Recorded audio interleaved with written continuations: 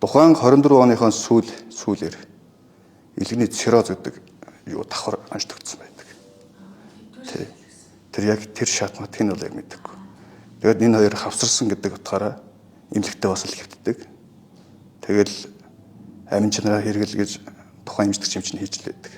Тэгэл энийг л хэрэглэхээр нэг л цаанаал нь гоё гэдэг л да. Би өөрөө уурхай түгэнд башин механизм буюу экскаватор барьдаг юм байна. Тий. Одоо ээлжээр одоо маргааш би 13-нд ажилдаа явах гал байж байна. Тий.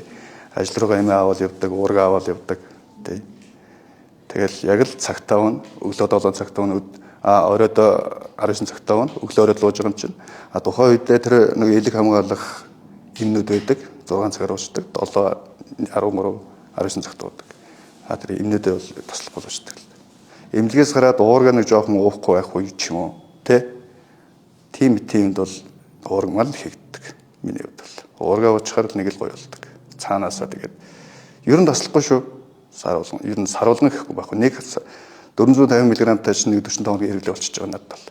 Тухайн үед бас яг л тийм. Миний байдлаар бол шээс баасан гарахгүй, гидсэн цангаалттай, тэгээд сулдайтай босч чадахгүй, юм мэдэх ямар ч болов юу байхгүй, дуршлал байхгүй. Тэгэл эмнэлэг рүү очиход ч л яаралтай бод.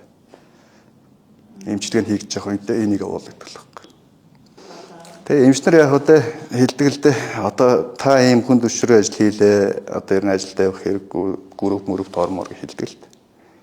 Тэгэхээр одоо амьдрал хэцүү дээ шүү дээ, ойлгомжтой. Тэгээд тэр болгоныг тоохгүй. Эмээ аав нь уурга аваад юм.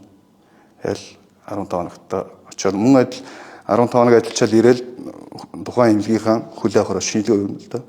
Тэгээд шинжилгээ өгөхөд бас сайжирсан байна, сайжир өгнө бүгд нь хитэн. Ер нь сайжирсан талдаа л байдаг.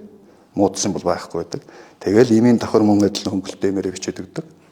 Энэ минийг одоо энэ тэрэг одоо мөн адил энэ амин чанар буюу тухайн эмээ уухгүй нэг жоохон тасалдаад нэг 7 10 хоног хончоод байж явах үед одоо ингээд нус цэрэний гэдэл байнгын цус гарч идэг тий. Ер нь имзэг болчдөг. Энийг эргэлцсэн бол зүгээр